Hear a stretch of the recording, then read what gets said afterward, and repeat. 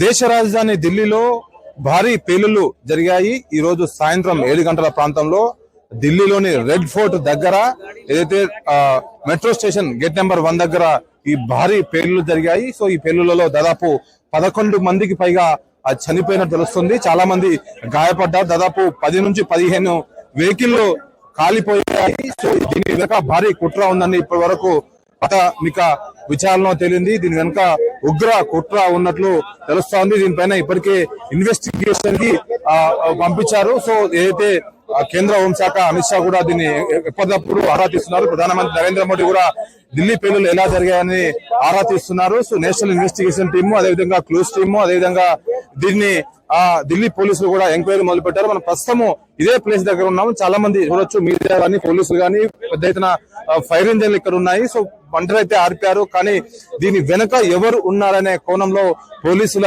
అయితే దర్యాప్తు కొనసాగుతున్నది. సో గత 2 రోజులుగా చూసుకుంటే దేశవ్యాప్తంగా అక్కడ గుజరాత్ లో కానీ హైదరాబాద్ లో లింక్ ఉన్న కొంతమంది టెర్రరిస్ట్ ముఠాలను అరెస్ట్ చేశారు. సో ఈ రోజు ఉదయం గజియాబాద్ లో ఒక డాక్టర్ ఇంట్లో సంబంధించిన కొన్ని వస్తువులు దొరికాయి. సో దాని తర్వాత ఈ రోజు సాయంత్రం 7 గంటల సమయంలో ఢిల్లీలో రెడ్ ఫోర్ట్ అత్యంత రద్దీగా ఉండే మార్కెట్, ఢిల్లీలో అత్యంత ప్రధానమైన మార్కెట్. ఇక్కడ సెక్యూరిటీ కూడా చాలా ఉంటది, పోలీసులు కూడా నిఘా ఎక్కువగా ఉంటది.